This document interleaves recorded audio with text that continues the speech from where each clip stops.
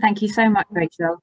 And just remind me how I share the PowerPoint, because I've been made a co-host, but so can you see a share screen button? That, yeah. Perfect. Yeah, so okay, if your PowerPoint's open, yeah. Perfect, it is. Excellent. So shout anybody if you can't see the PowerPoint. I'll try and not spend too long on the PowerPoint, because I'm really keen. When Tom and I planned this session, we were really keen to make sure that we had lots of time to hear from everybody here and have a really interesting discussion about this. So just to really briefly introduce myself, I'm Bea Stevenson, as Rachel said, from Family Links, the Centre for Emotional Health. So we're an emotional health charity. We've been running for 25 years now, and we work across 3 strands of work. So we have our at-home strand of work, where we work with families, parents and carers around issues of building emotional health. We have our at-school strand of work, which is obviously thinking about emotional healthy cultures in school, and we have our at-work strand of programs as well, which is we support NGOs and third sector organisations to create emotionally healthy cultures as well. Really, obviously, one of the things that I'm passionate about is supporting emotional health in school, and I think one of the key ways of doing that is through building really supportive and trusting relationships with parents. And I know that if Tom was here, he would want to introduce, obviously, Learning with Parents. Learning with Parents runs maths and literacy programs online to support parents with children's learning at home, and works very closely with schools to create that partnership. So we wanted to start by just thinking about why do we have a priority as the Fair Education Alliance about working with parents? Why is that important? So I think it's pretty much accepted now that all of the research shows that parents are crucial. So parents in the home learning environment here says have a bigger influence on the child's learning trajectory than all other factors combined. And that was research done back in 2010, but there's been ample done since then as well that shows that we really need to focus on the home environment and how parents support their children in order to kind of make the change for those children from the most disadvantaged backgrounds. And I'd say that that includes things like the resources available to children. It includes over and above the resources that children have available to them at school. It includes Ofsted ratings. It includes things like actually the parents' education level themselves. Those are all less important than the current home learning environment and the attitudes and beliefs of parents about learning than any of those other things. The other thing I just wanted to point out is that I think that this priority is so important alongside all of the other priorities that the FEA have. So obviously I'm from an emotional health charity, so I would say this, but the whole child and that idea of well-being, if you haven't got their parents and their home life involved in that, then we're never going to get support a child to thrive and have that level of well-being that we would want to see.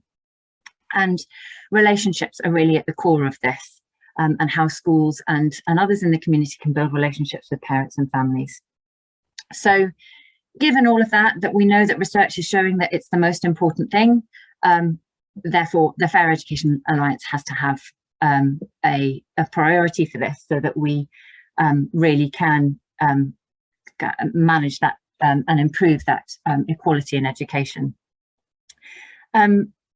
One thing I wanted to just touch on was how important I think it is for us as an organisation, as an alliance of organisations working with schools and parents, is to steer away from the idea of parent as a consumer. So we very much got this idea of parent choice, which came around in the 1980s with the Education Act then. And I think one of the things that's really shifted is this idea of parent engagement. What does it mean to work in partnership with parents? Not so schools become less of a sort of service provider with the parents as a consumer, and much more of actually embracing that partnership approach. So what do we mean by engaging parents and communities then? It's very broad, and one of the things I'd really like to focus on in our discussion in it shortly is what we're talking about when we mean engaging. What does that actually look like? And obviously, when I say parents, that includes parents and carers, but also communities, because that clearly goes much more broadly than parents. We're talking about siblings, we're talking about community organisations, we're talking about other services that exist within the local community in a school. So that breadth, and we've put down a few things here, but the home learning environment I've touched on, beliefs and attitudes of not only the parents but of that local community. What are the assumptions that are being made about a parent's role in education within that particular community, or within our broader culture in the UK as well? What kind of are the norms and the attitudes towards what a parent's role in their child's learning should be? We're talking about homework. Again, it's a really contested area. Does homework actually make a difference? Doesn't it? If it does, then what does really good quality homework look like, and how are parents involved in that? Out of school activities, again, hugely broad, but that very much comes within this priority when we're talking about the community involvement. And then some of you might know of the research that Janet Goodall did 10 years ago around really kind of making clear the difference between when we're talking about parental involvement in school. So that would be attending a parents' evening, it would be possibly being part of the parent-teacher association, etc., and parent engagement in their child's learning, which is actually really understanding what a child needs in order to support and get to the next stage in their learning and their learning trajectory. And then also, are we talking about actually how parents can influence locally their school and also national policy? So one of the things I'd like to think about is the kind of parameters that we're looking at when we talk about engaging with parents and communities. I think one of the most important things throughout all of this is really thinking about the proactivity. We're talking about actually parents being proactive partners in their children's education. I wanted to touch again briefly on how important, as I think this probably will be a theme throughout these couple of days, how the narrative has shifted because of the pandemic, because obviously all parents have now in the huge variety of experiences had time at home learning with their children, or the vast majority have. And has that shifted the narrative? Has that shifted beliefs and attitudes about what parents think their role is in their children's learning? As we've gone back to school, are parents more involved? Are they more kind of aware of what their child enjoys and needs and finds challenging, for example? And if so, then how can we really capitalise on that? And how can we build on that momentum that parents have actually been thrust into the spotlight a bit more in their children's learning?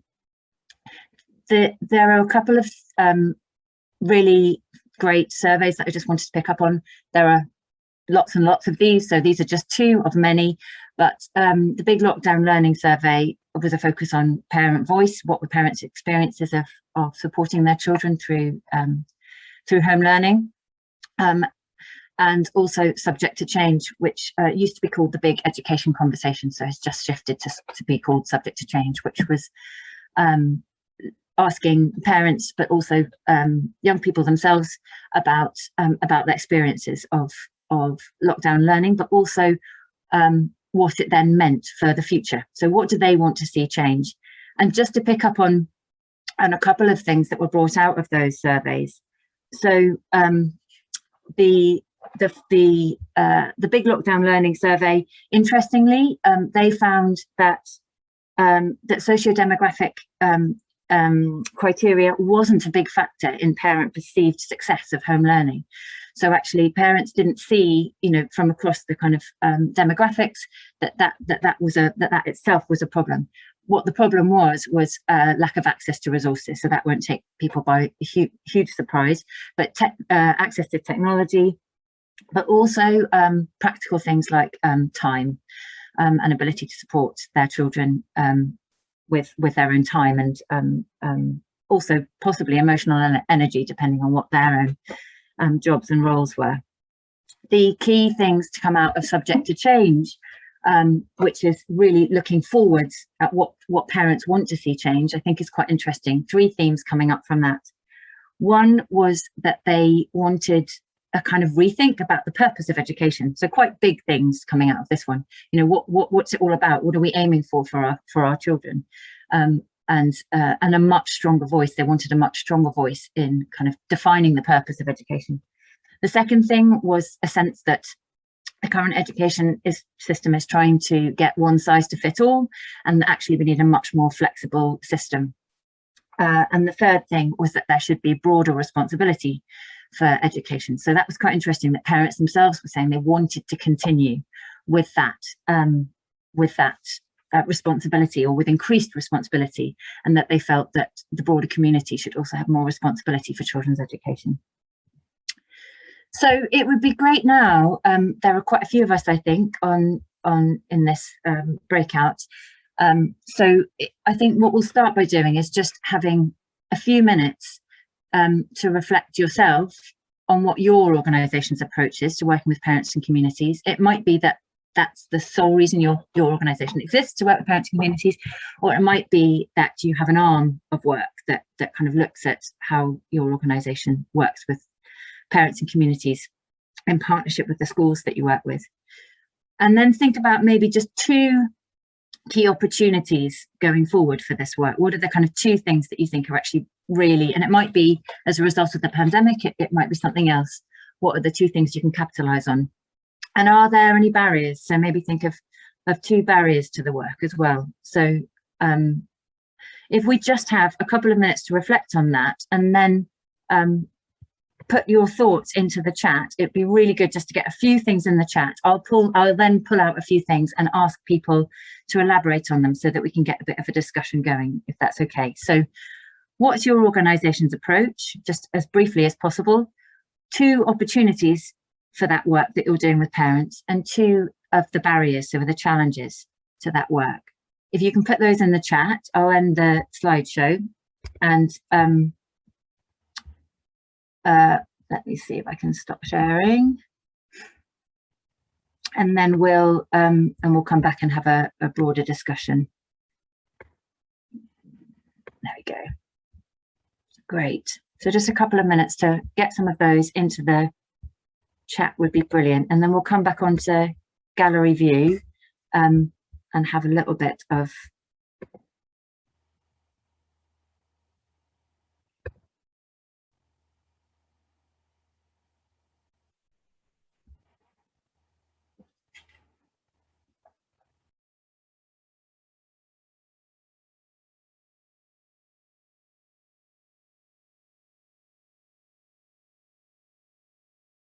I'll just write the questions in the chat again as well.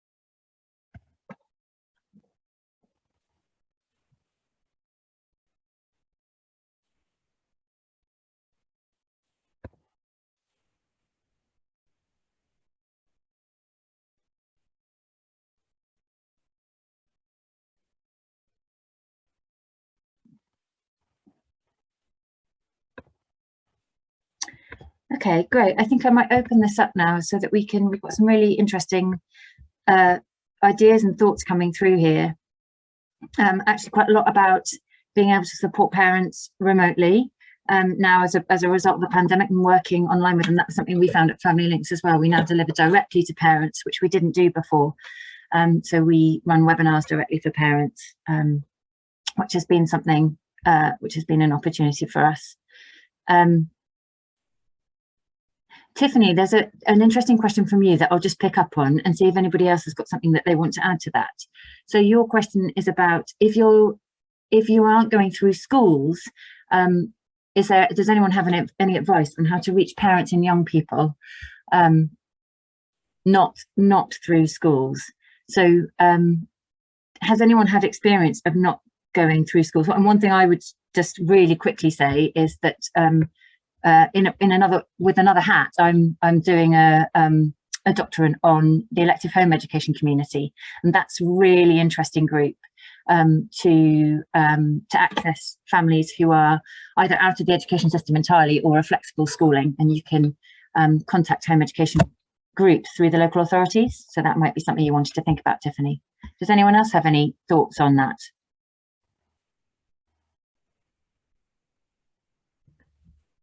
That's really interesting as well, B, that we find our most successes with home educators or outside of the traditional system. It's Tiff, by the way.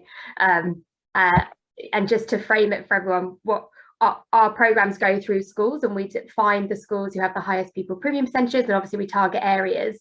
But what we found over lockdown is we had lots of parents, but predictably from higher earning backgrounds, coming straight to us for resources. And we find it quite difficult to find the right parents and young people if we're not going through the school, if we wanted to open it up to parents coming to us. But that was a really good tip. Thank you.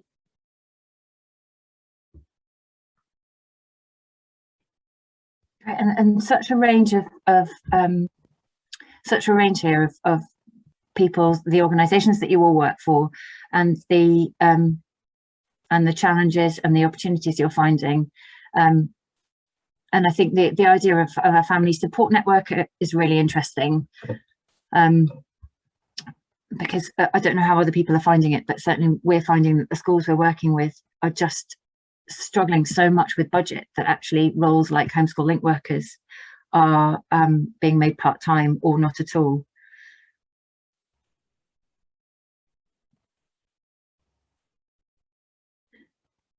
Greg, if you're here, would you just talk to your opportunities and challenges a bit from a parent kind perspective? Because I picked up on, obviously, on the Big Lockdown Learning Survey that you'd done as an organisation. Hi, B. Yes, hello, I am here. Yes, I think that big one was with Parent Ping that we were partnered with at the time. But we've certainly surveyed parents throughout the pandemic to try and get a sense of what their needs were, what was going well, how worried they were, what they were worried about in particular. I think we did about 5 of those surveys, all of which are available to see on the research section of the Parent Kind website. And in addition to that, we also do our annual parent survey that we're now calling our Parent Voice report. And we do have a new one that's going to be published imminently, possibly even today, but certainly this week. So that'll be our latest findings on this, which does have more demographic data in it, so we can understand a bit more about the experiences and the contrasting experiences of parents from different backgrounds. So just to give one very brief example, like even donating to the school fund, we've noticed that for the 3rd consecutive year that parents whose children are eligible for free school meals are more likely to have been asked to donate, and are more likely to have donated, and are more likely to donate in higher numbers, for example, which is one interesting finding that's come out this year. Donate generally to the school, donate? Yeah, specifically to the voluntary school fund, so which is separate from PTAs and PTA fundraising, but it's just to the general school fund. But yeah, we have found that that's the 3rd consecutive year we've had that finding. So this year we've got more research on parents from sort of BAME backgrounds and different age groups, different socioeconomic backgrounds. So we've been able to break down the demographics a little bit further this year. That's fascinating, isn't it? Because, you know, to go deeper into what we were talking about briefly about sort of beliefs and attitudes and the importance of those in terms of what parents perceive to be their role in supporting their children's learning, or if they perceive that to be their role at all. Actually, what sort of digging a bit deeper into that finding that you had about donating to the school, why that is, you know, and why there's a particular group that's donating more and more frequently than another, what that says about their beliefs and attitudes. Yes, it's interesting. I don't think I can sort of categorically answer that without asking further follow-up questions. But we speculate in the research report it might be to do with people who maybe have less and more likely to donate to charity anyway, because they understand the need for, I mean, not that it's a charitable donation, it's donated to the school fund, but you know, the need more to share and to give to people who don't have as much, which I think is sort of a general charity finding anyway. But yes, it's an area that would definitely warrant, I think, a bit of further research to understand exactly why that is. Thank you, Greg. So, and I'm going to go back to our PowerPoint to pick up on some of the award winners that are being supported that are working with parents and carers shortly. But just before I do that, there's quite an interesting, sorry not to have picked up on everyone's points here, but I just spotted Kat Jones, yours about engaging families in neutral spaces, which I think is a really interesting one and ties into what we were talking about with Tiffany earlier. You know, that actually sometimes school isn't the best place, you know, kind of for a lot of parents, even if you can access them, actually the kind of the amount of engagement or the kind of depth of dialogue that you'll get with parents in a school might not be as great as somewhere which is neutral. So that's a really interesting one as well.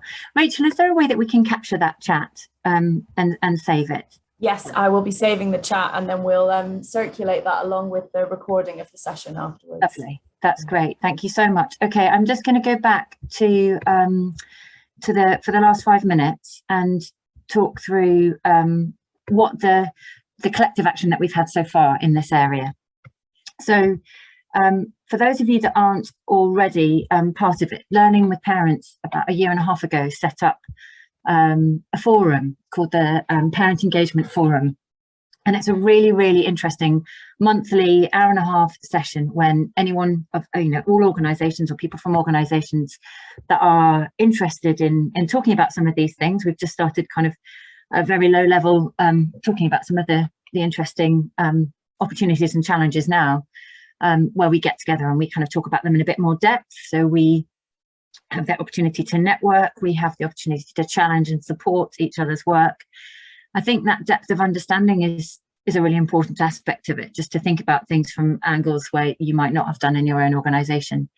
And then obviously, finally, that really important one of influencing priorities and policy, and kind of making sure that that parent voice is really central alongside that of young people, obviously, to any kind of education change that does happen. So briefly running through what's happened in this area so far. As you'll see, we've been talking about how important parents are at the Fairer Education Alliance for a long time already.